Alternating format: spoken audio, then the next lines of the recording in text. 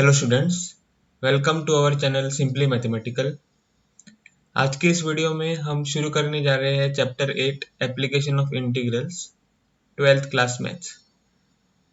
ठीक है, तो पिछली कक्षाओं में आपने सीखा है कि आप ज्योमेट्रिकल फिगर्स के जैसे कि रेक्टेंगल्स हो जाए या ट्राइंगल्स हो जाए या फिर सर्कल्स, उनके एरिया कैसे आप फाइंड करते हो बाय यूजिंग द फॉर्मूले। ठीक है, तो वो जो फॉर्मूले है उससे आप सिंपल फिगर्स जैसे मैंने अभी अभी बताया उनके एरिया का फाइंड कर सकते हो। पर इस चैप्टर में हम पढ़ेंगे कि अगर दो कर्व्स है, ठीक है, और वो इंटरसेक्ट हो रहे हैं तो उनके एरिया आप कैसे फाइंड करोगे, तो वो हम इस चैप्टर में सीखेंगे। मतलब कि अगर ऐसे दो कर्व्स है जो कि इंटरसेक्ट हो रहे हैं तो यहाँ पर जो एरिया होगा उसको फाइंड करने के लिए हम इंटीग्रल कैलकुलस का इस्तेमाल करेंगे इस चैप्टर में। ठीक है, तो पहले हम सीखेंगे एरियाज अंडर सिंपल कर्व्स।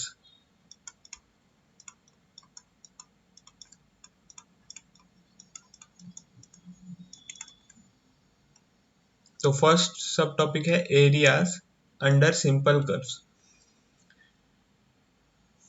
तो यहाँ पर हम area enclosed bye simple curve कैसे फाइंड करना है वो सीखेंगे। तो उसके लिए हमें यहाँ पर लेना है let y equal to F X be a curve which is simple. अब यहाँ पर हमें फाइंड करना है area bounded by the curve y equal to F X X axis and x equal to a, x equal to b. So we have to find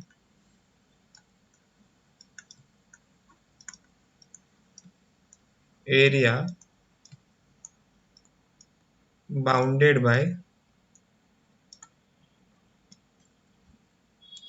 y equal to fx,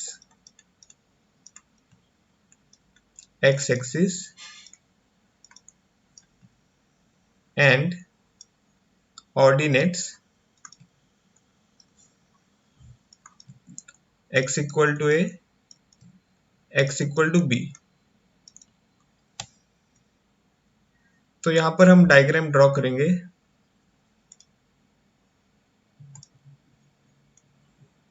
तो समझो ये है y axis, ये है x axis,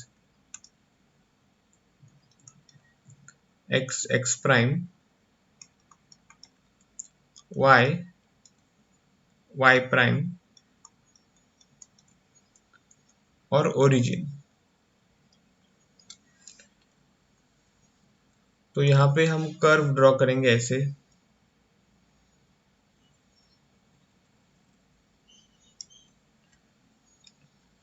और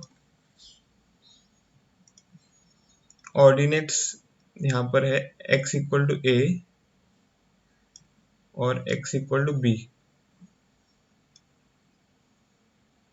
ठीक है,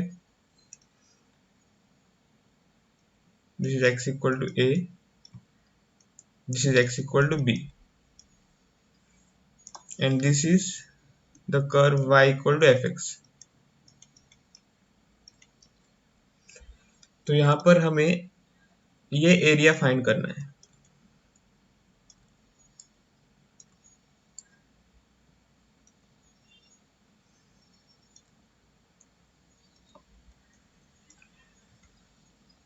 तो ये एरिया फाइंड करने के लिए हमको जो एरिया है वो देखना है थिन स्ट्रिप्स में, मतलब कि एक स्ट्रिप आप ऐसे ड्रॉ कर सकते हो यहाँ पे,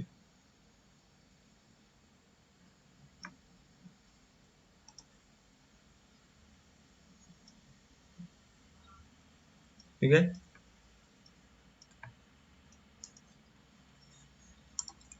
अब ये जो छोटा लेंथ है वो है dx। dx का मतलब डिफरेंशियल होता है, मतलब कि बहुत ही छोटा value of the variable x। और हाइट यहाँ पर इस थिन स्ट्रिप की हो जाएंगी y।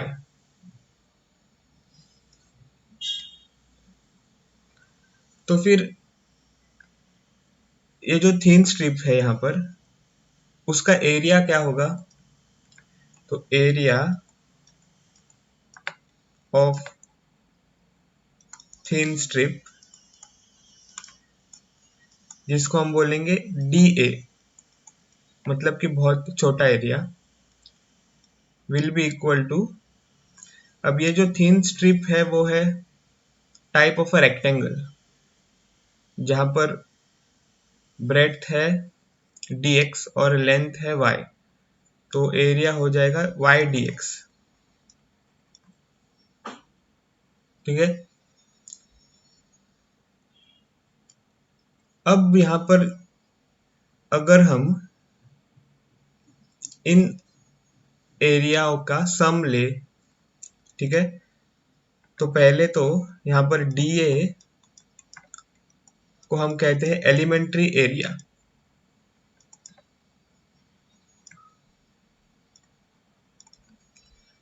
तो अगर हम सारे एलिमेंट्री एरियाज का सम ले तो हमें total area under the curve मिल जाएगा, ठीक है। तो अगर हम इसे लेबल करें ए बी सी और डी, तो area of A B C D A, मतलब कि area under the curve will be equal to, या फिर हम लिख सकते हैं is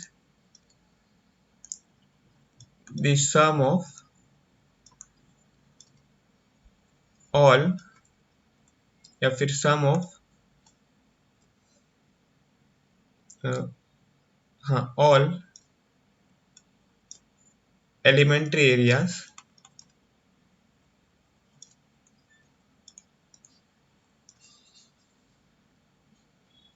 from x equal to a to x equal to b। तो इसको हम टोटल एरिया भी कह सकते हैं। टोटल एरिया क्या है? द सम ऑफ, यहाँ पर सिर्फ एलिमेंट्री ही लिखेंगे, sum of elementary areas from x equal to a to x equal to b, ठीक है। तो सिंबॉलिकली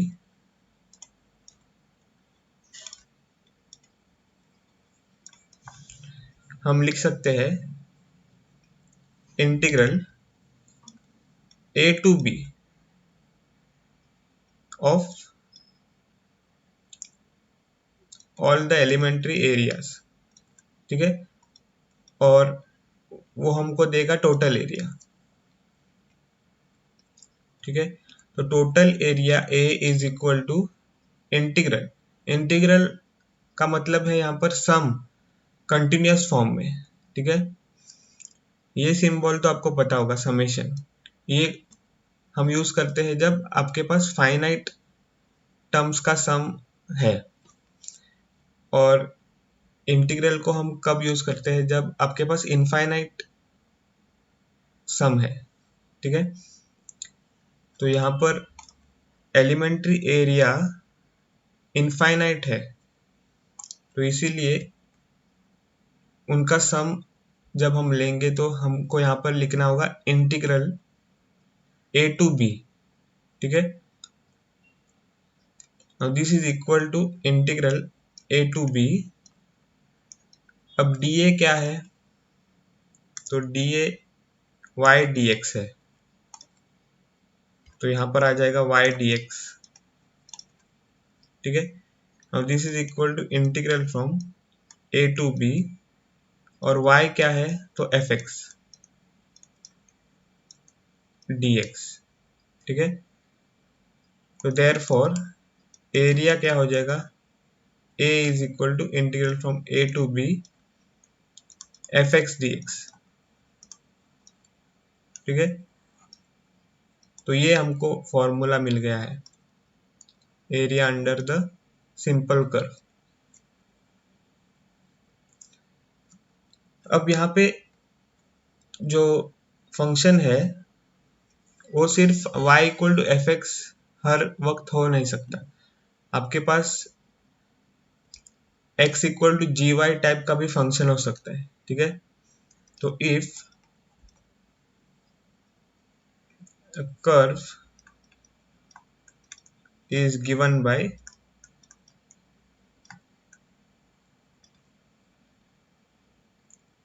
g इक्वल टू या फिर x equal to G Y, then the area under the curve x equal to gy, y axis and y equal to a as या फिर y equal to c, y equal to d is given by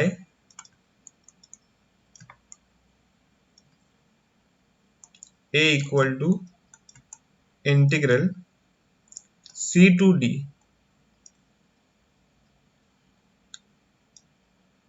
g y dy, ऐसे, ठीक है। तो अगर हम draw करें diagram, तो x एक्सिस, y एक्सिस और ओरिजिन, तो यहाँ पर हम कर्व ड्रॉ कर सकते हैं ऐसे, ओके। और यहाँ पे लाइंस होंगे,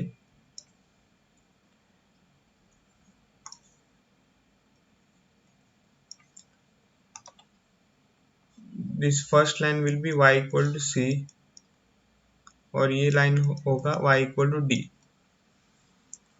और फंक्शन है यहाँ पर G Y equal to X, ठीक है। तो हमें ये एरिया फाइंड करना है,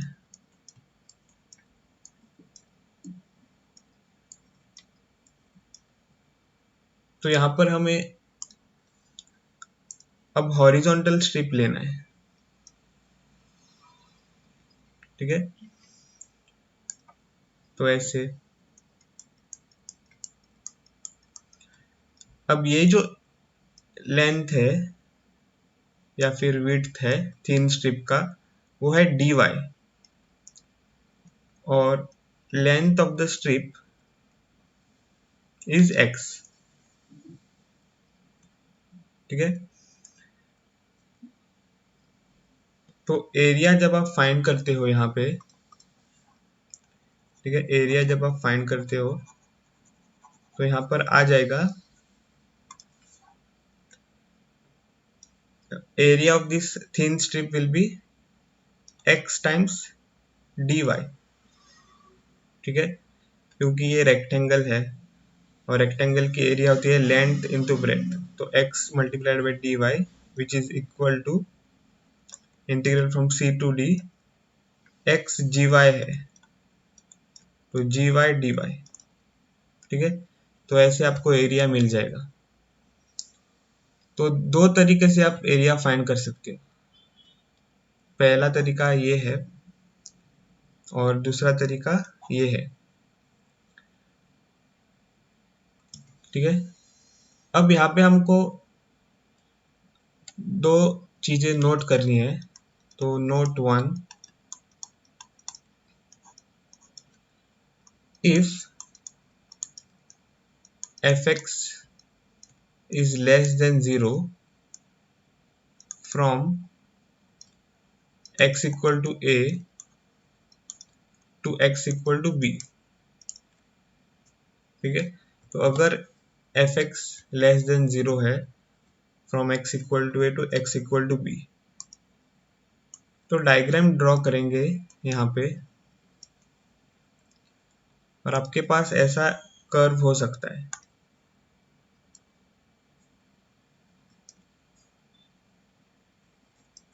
ठीक है। तो यहाँ पे ऑर्डिनेट्स होंगे,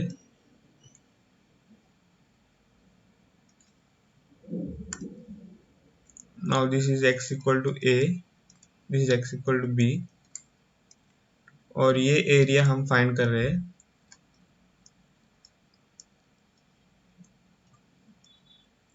यहाँ पे आपको थिन स्ट्रिप लेनी है, ठीक है। थिन स्ट्रिप यहाँ पे आपको लेनी है, तो ऐसे। तो इसका एरिया अगर हम फाइंड करें तो वो हो जाएगा integral from a to b F X D X, क्योंकि यहाँ पर फंक्शन जो है वो है F X equal to Y, ठीक है। तो ऐसा आपको एरिया मिलेगा। अब ये जो एरिया है वो है नेगेटिव, क्योंकि यहाँ पर एफ एक्स नेगेटिव है और इंटीग्रल ऑफ नेगेटिव फंक्शन, ठीक है। और a is less then b, क्योंकि आप यहाँ पे देख सकते हो a is less then b, तब इंटीग्रल नेगेटिव होगा। तो एरिया यहाँ पर आपको नेगेटिव मिल रहा है, पर जब आप यहाँ पे एरिया लिखोगे तो आपको मॉड्यूलस लेना होगा, क्योंकि एरिया आपको नेगेटिव आ रहा है और एरिया कभी भी नेगेटिव नहीं होता है। तो इसीलिए आपको modulus of the area, that is integral from a to b F X D X, ठीक है। तो जब भी आपको नेगेटिव एरिया मिल रहा है तब आप उसको पॉजिटिव में कन्वर्ट करोगे मॉड्यूलस लगा के, ठीक है। तो ये हो गया है नोट वन। तो note to,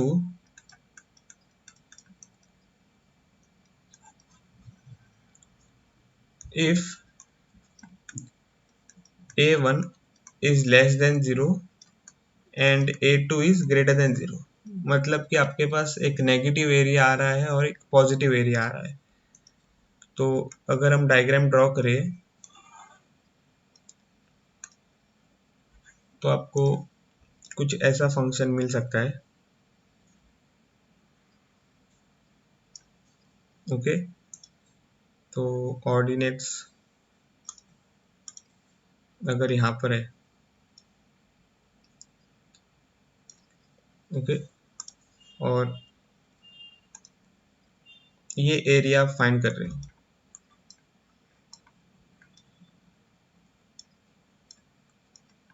okay. This is x equal to a and this is x equal to b। So अगर इस एरिया को हम कहे a1 और इस एरिया को हम कहे a2, ठीक है। तो टोटल एरिया क्या होगा,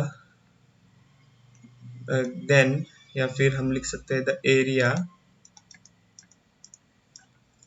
bounded by the curve y equal to fx, x-axis, and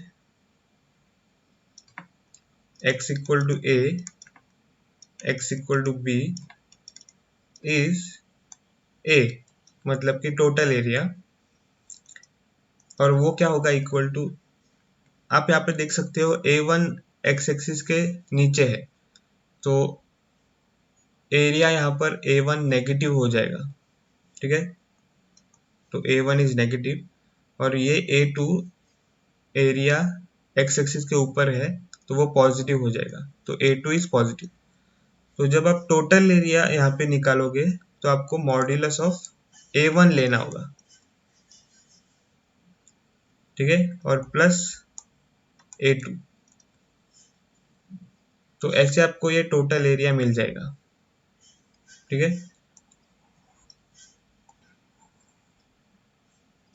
तो ये चीज आपको नोट करना है।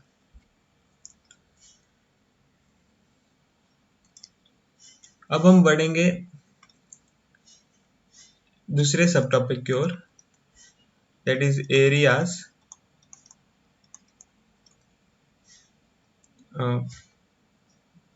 enclosed by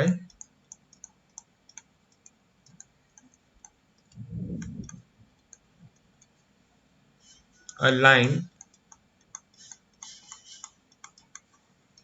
and a curve, okay, ये सेकेंड सब टॉपिक है। तो यहाँ पर हमें फाइंड करना है, to find areas between line and a circle, या फिर लाइन एंड ए पैराबोला, या फिर लाइन एंड एन एलिप्स, या फिर लाइन एंड ए हाइपरबोला, ठीक है, ये भी एक केस हो सकता है।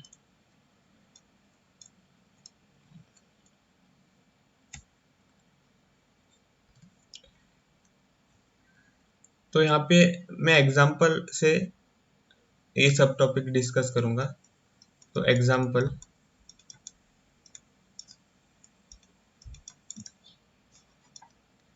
टू फाइंड एरिया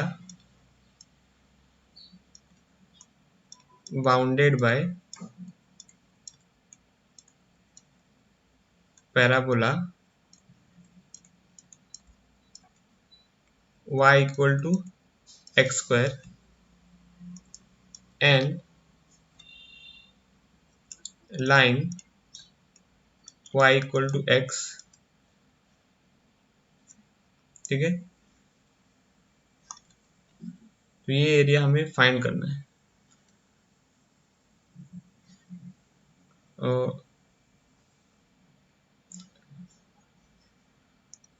सो हमें यहाँ पे ड्रॉ करना है पहले, तो x axis y axis,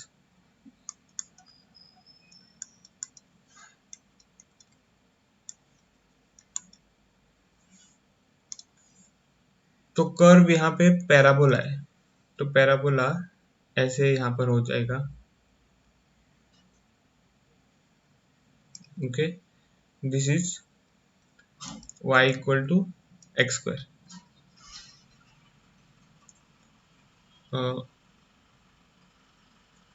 okay, यहाँ पर हमने लाइन लेना है y equal to 4, okay, y equal to X नहीं, y इक्वल टू 4।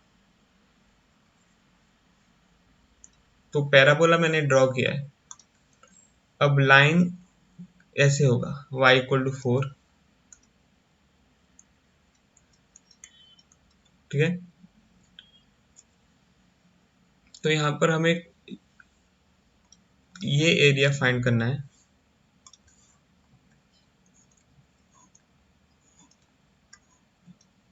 ये पूरा एरिया। ओके, तो पहले हम अ, सिर्फ यहाँ ये एरिया फाइंड करना है। सो हम दो मेथड यूज करेंगे, मतलब कि आप कौन से भी एक मेथड यूज कर सकते हैं दो मेथड से। और पहला मेथड मैं यहाँ पर डिस्कस करूँगा, मेथड 1। सो ये है y एक्सिस, ये है x एक्सिस। ओके, तो मैंने ड्रॉ किया है यहाँ पर।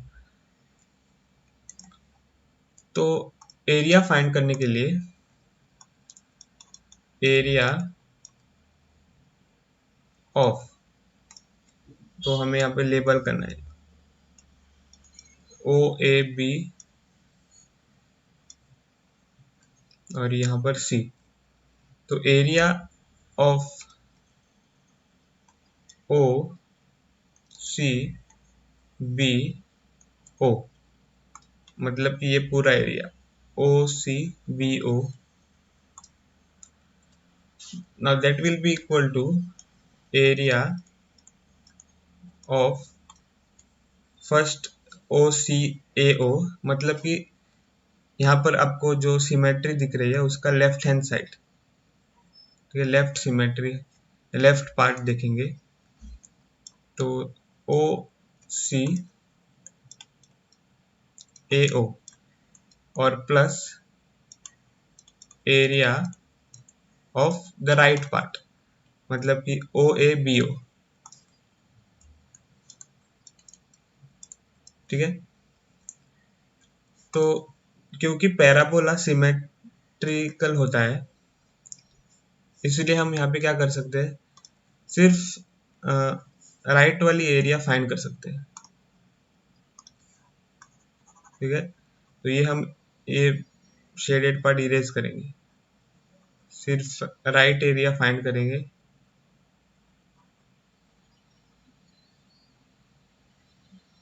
ठीक है, और फिर वो ऐड करेंगे, मतलब कि क्योंकि ये दो एरियाज इक्वल है तो हम लिख सकते हैं एरिया ऑफ, अब ओ सी ए ओ को हम लिखेंगे ओ ए बी ओ, क्योंकि दोनों एरिया इक्वल है, plus area of O A B O. Now this will be equal to twice, ठीक है, two times area of O A B O. ठीक है, तो area of O A B O कैसे find करेंगे, तो पहला मेथड मैं डिस्कस कर रहा हूँ। तो यहाँ पर हमको हॉरिजॉन्टल स्ट्रिप लेना है, ये हॉरिजॉन्टल स्ट्रिप ऐसे लेना है।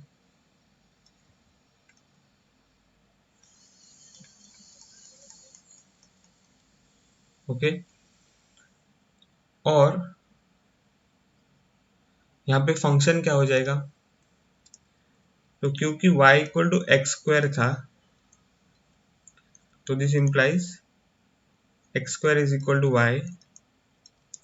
दिस इंप्लाइज अगर हम दोनों साइड रूट लगाए तो हमको क्या मिलेगा, रूट ऑफ प्लस और minus x square which is equal to root of Y, या फिर हम लिख सकते हैं एक्स इक्वल टू प्लस और माइनस रूट ऑफ वाई। ठीक है, दोनों साइड हमने रूट लगाया, तो ये जो पार्ट है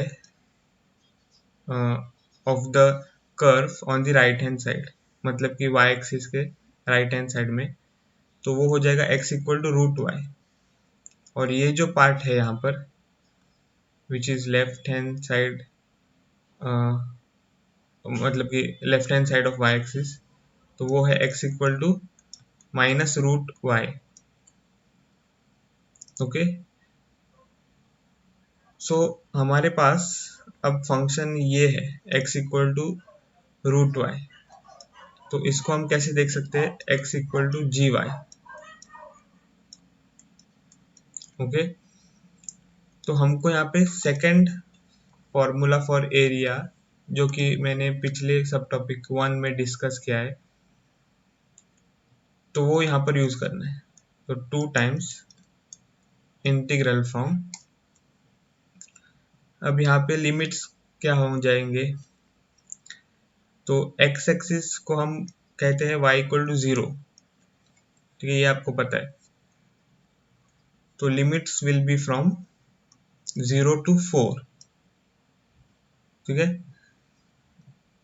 क्योंकि ये जो एरिया है जो मैंने ब्लू लाइन से शेड किया हुआ है, that is bounded by this curve y equal to x equal to root y, y axis, ठीक है, then y equal to 4 and y equal to 0. So limits will be from 0 to 4, फिर g of y dy, so that is 2 times integral from 0 to 4।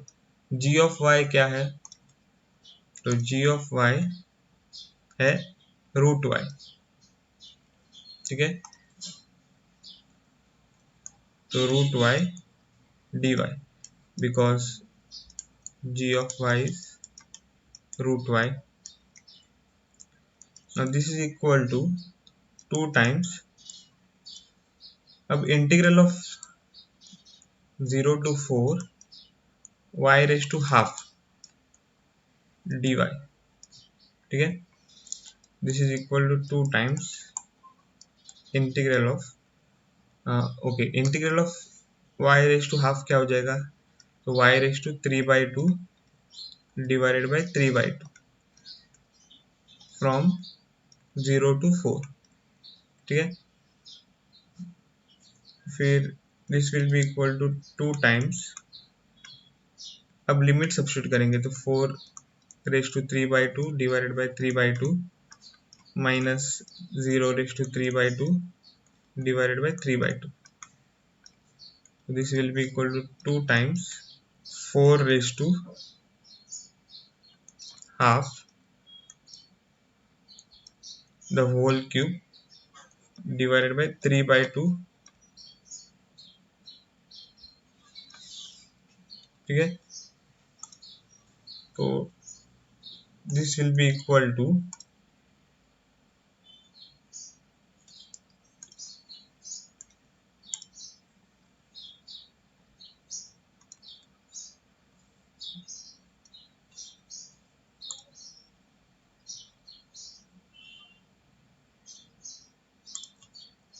Two times, अब 3/2 reciprocal होके इसको multiply हो जाएगा, तो हमको मिल जाएगा 2/3, फिर 4 रेज टू हाफ मतलब कि रूट ऑफ 4 इज 2 और रेज टू 3,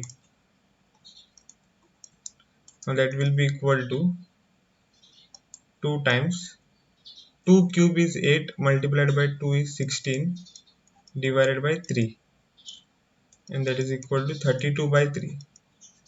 ठीक है, तो ये आंसर हमको मिल जाएगा 32/3 बाय मेथड 1। ठीक है, तो मेथड 1 आपको समझ में आया। अब हम मेथड 2 देखेंगे,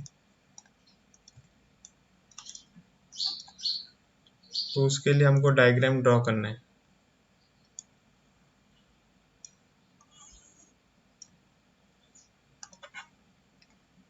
तो एक्स एक्सिस, वाई एक्सिस और ओरिजिन और सेम कर्व है।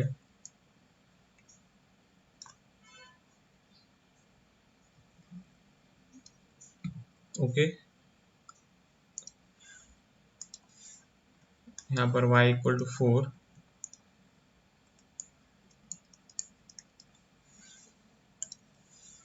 और ये है y equal to x square. ठीक है, सो हमको ये पूरा एरिया फाइंड करना है, 0C सॉरी OCABO, तो वो एरिया में फाइंड करना है। पर हम क्या करेंगे, जैसे कि मेथड 1 में किया था, सिर्फ राइट वाला एरिया फाइंड करेंगे। तो फर्स्ट मेथड में हमने हॉरिजॉन्टल स्ट्रिप लिया था, अब हम यहाँ पे वर्टिकल स्ट्रिप लेंगे, तो ऐसे। ओके, तो यहाँ पे ऐसे वर्टिकल स्ट्रिप हमें लेना है और हमको अब ये लेंथ देखना है। ठीक है, या फिर ब्रेड्थ, यहाँ पर ब्रेड्थ है dx और फिर लेंथ, तो लेंथ यहाँ पे y है। ओके, या फिर लेंथ हम लिखेंगे बाद में, क्योंकि यहाँ पे डिफरेंट लेंथ आपको मिल जाएगा। So area of 0CBO is twice area of 0ABO।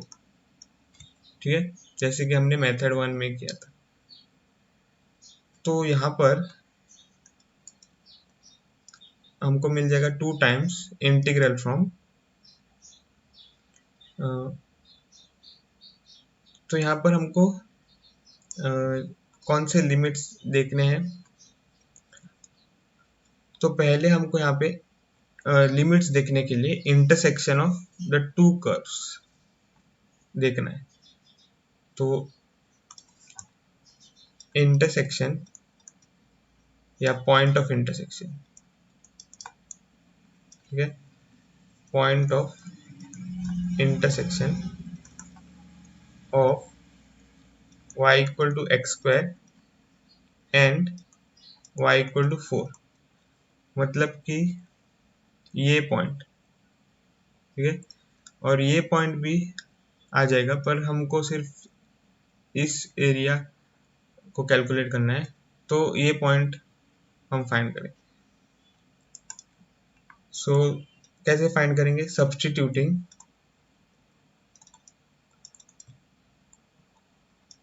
y equal to 4 in y equal to x square. So हमको मिल जाएगा 4 is equal to x square. ठीक है, तो this implies x square is equal to 4, so this implies x is equal to plus or minus root of 4, that is plus or minus 2, so this implies x is equal to 2 since we are in the first quadrant। Okay, तो अगर x equal to 2 है, y क्या हो जाएगा, तो y equal to 4 है। ठीक है, y इक्वल टू 4 लेके ही हमने कैलकुलेट किया है x इक्वल टू 2,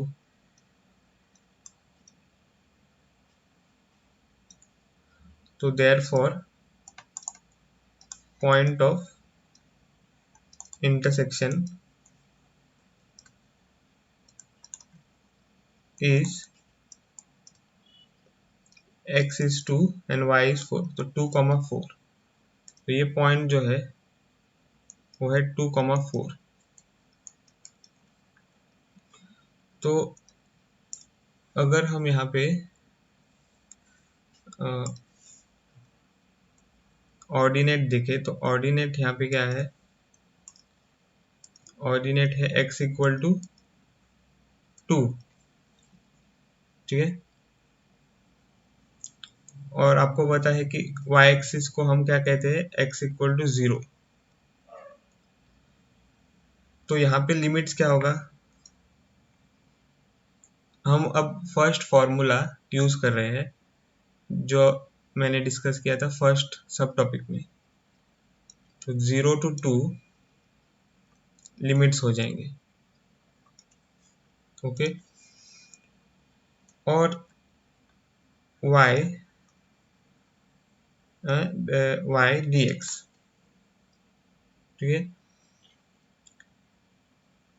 फिर this is equal to 2 times 0 to 2। अब यहाँ पे y क्या है, तो लेंथ है, this length of this thin green strip, ठीक है। तो वो लेंथ क्या होंगी वो फाइंड करना है हमें। तो उसके लिए हमको यहाँ पे एक कोऑर्डिनेट लिखना है, ठीक है।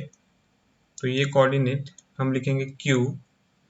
तो q क्या हो जाएगा, q के कोऑर्डिनेट्स होंगे एक्सिस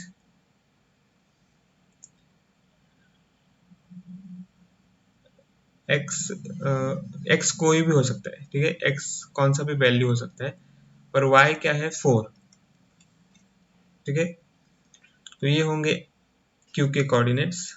और यहाँ पे p हमको देखना है, p पॉइंट कर्व पर।